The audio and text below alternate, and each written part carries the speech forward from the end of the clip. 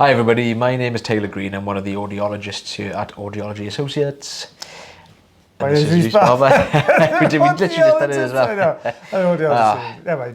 Anyway, we've got 4 patients in this video today. We've got 3 of mine and 1 of Reece's. Yep. This was a patient who actually last had it done with us 5 years ago, I believe it was. It was a little while ago, and only recently starting to feel a bit blocked up, and you can see why. It's because you did such a good job 5 years ago. That's what it was. Like everything here, he didn't even need it again for 5 years. I wasn't even here 5 years ago. That's true. I did such a good job 5 years ago. Like, see, what can I say?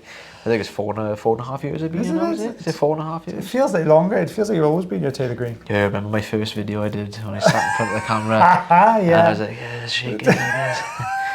Oh, bless you, Taylor Green. Yeah.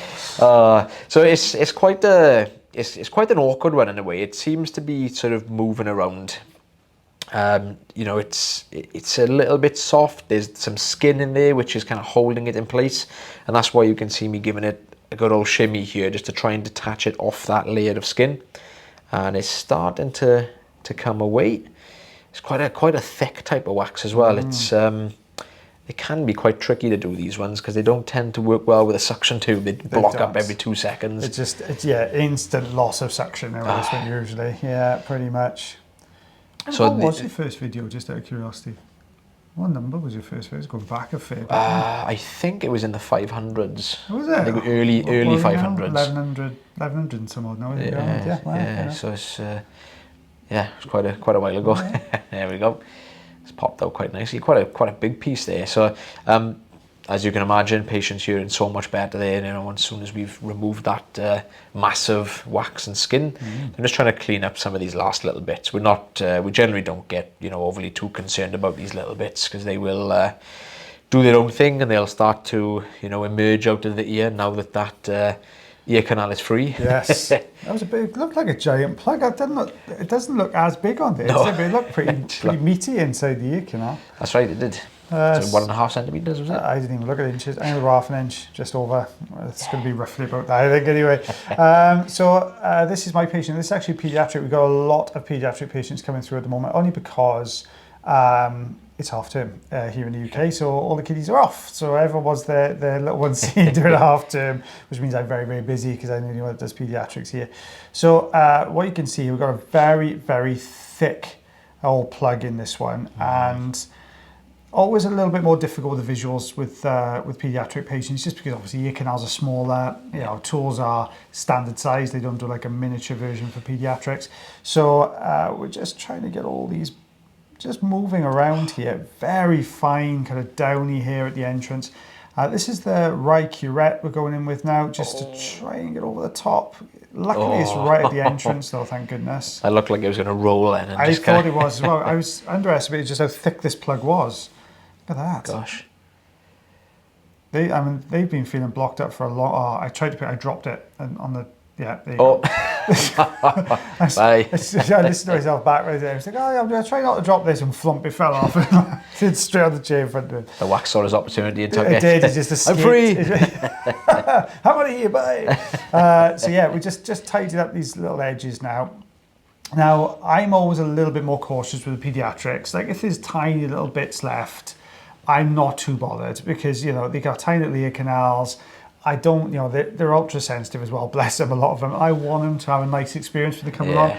The benefit you get by, there was one tiny little sticky blob on the one side of the canal wall there, but the benefit you get from removing that hearing wise compared to, putting the patients through a little bit more than we actually needed to, I don't see the point, especially with littlies. We don't want littlies to have a bad experience. We want them to have a lovely time and want them to come back and have it done again.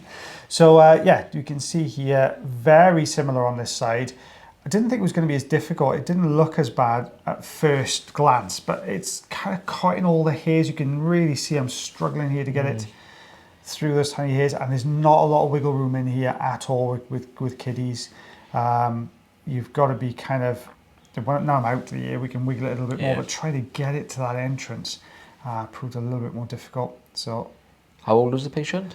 This one, I've seen so many, literally so many this week. I think this one was, he was 11. This little one. Okay. So I've had a mixture. I've had I had a 10-year-old this morning. I've had 9-year-olds, 12, 14 I've had as well. So yeah, it's a real mixed bag.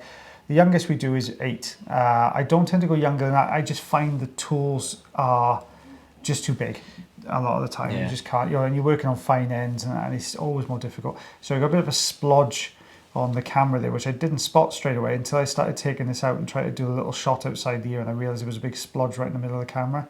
You can see it there. I'm just trying to line it up, and it's all splodgy. Yeah, it's right in the blurred version, right in the middle. So I'm just going in now with this is the right curette again. Now, normally with the right curette, what I tend to do is I angle. So you've got that little lip that will just pull. So we get the car outside. It was next door, was it? And then so a lorry go past, it's more likely to crash. I was like, what's that? But what I tend to do with the curette is I angle it down so the point stays upwards. And that way then when I bring it along, it's almost like taking it along as a flat along the surface, so there's less chance of any kind of pressure against the canal wall, bless him. Looking a lot better there. Oh, nearly. So yeah, it's a bit of a pain because there's not many places that do pediatric wax removals. And in this area, there's lots and lots that have now stopped, unfortunately, because there used to be a few of us that did peds, but I'm seeing loads of them stopping the service. I think it might be to do with insurances. It's kind of a bit of more of a skill. Because you are working in a much smaller canal, and ideally you want to have some sort of pediatric background, which luckily I did when I worked in the NHS. So it's a funny one. I've heard parents say they're really struggling because the NHS, bless them, are swamped, and then there's longer waiting times to get stuff done, and then it's difficult to find private services that'll do it. It's so hard. But yeah, we see children at 8+. We also do some pediatric hearing assessments as well. So if your little one's suffering, check out the link tree in the description. You can always book an appointment with myself, come along and we'll get that sorted out for your little one. That's my bit done. That's straight done. I'm going to sit you with my very cold cup of tea. I know. It was rough, this cup of tea. Nothing worse than a cold cup of tea. So this is onto my patient now. You can see you can see the eardrum. There is a gap there. Patient's not having any issues with hearing. But feels like there's something in there. It can feel there's a bit of pressure, and you can see why there's this. It's about half full. It's like this really dry block that's like sort of stuck to all the skin at the top part of the roof. How did it get up there? I have no idea. Gravity would normally see this at the other way bottom. around. Yeah. I have no idea. I can't actually remember if this was to do with like sleeping plugs.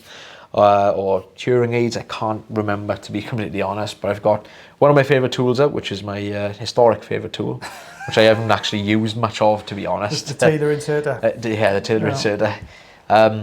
So just trying to, you can see it's starting to move. The suction's not doing anything. It's just too dry for the suction. I can't get a grip and I can't get that sort of wiggle. And you can see why, like how thick that is at the top there. And the pressure. I am putting a little bit of pressure to try and get the rosin inserter into the wax, but you can see I'm just bouncing off the sides of it. So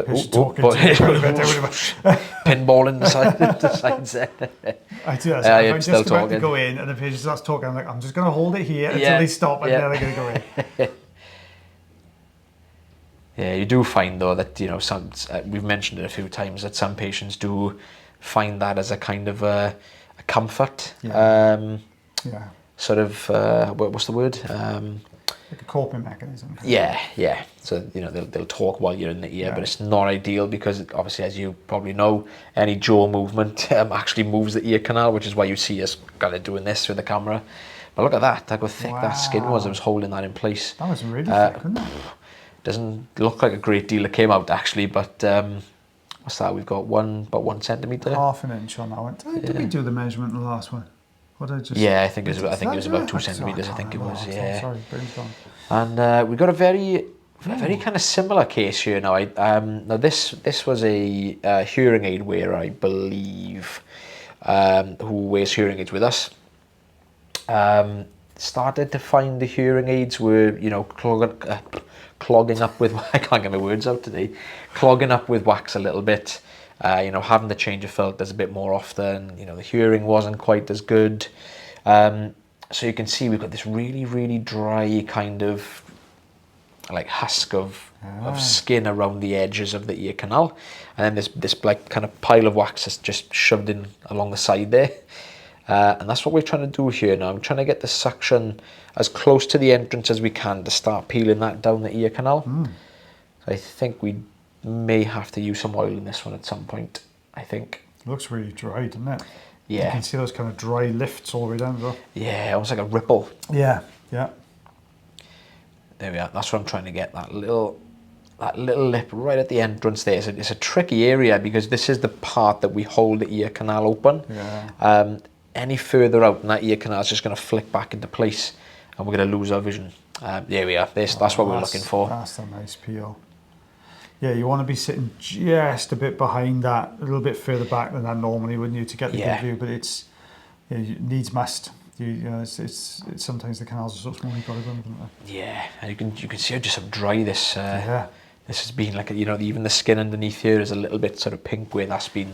Is it arcing round to the top? I think it is. I think it's stuck to that load of skin you could see around the outer edge. I can't actually remember if I do use oil with these have been done several days before we voiced them over. Sorry, some of them have been done a few days before, so I honestly can't remember. That is dry. Yep. It's almost like cling film. Yeah. And these are the bits that always tend to clarinet. I know we've mentioned clarineting a few times, but if you are new to the page, new to the channel, clarineting is a term that we call basically it's a whistle that comes from the suction tube. When you get really, really thin, fine pieces that vibrate in the suction tube, it's very loud. So we have to, you may see us like coming straight out if that ever happens. How far back you can is see, that yeah, this is actually peeling almost right over the front of the eardrum. Jeez. I'm just trying to bunch the skin into the suction tube to get a better peel, but it's not really doing what we want it to at the moment. Excuse me. Oh, I thought some oil had gone in there. Yeah. It usually does work really well with this skin, but I could see it was starting to shear away, so I thought, I'm going to go back in, give it another try. At the back there. Jeez. Here it comes, that's what we're looking for. Yeah, look at it peeling down the left-hand side, though, Taylor. Ooh. Yeah, these thin bits, these almost transparent ones are the ones that nice. tend to make a lot of noise. Nice. Considering that's this one's a clarinet there. Yeah. You just that little thin strip that had gone in. So I tried to go over the top of it there. You could see me kind of trying to get. Oh wow! There we are. Jeez. Again, patient not really noticing any difference, without the hearing aid in, because it wasn't, completely blocked up. But it's just going to help the patient in the short term with having to change the filters so often with the hearing aids. So yeah, if you do wear hearing aids and you're having to change the filters quite often, it could be a sign the wax is building up. Yep, most definitely. Yeah. Well, guys, that's 1/2 inch.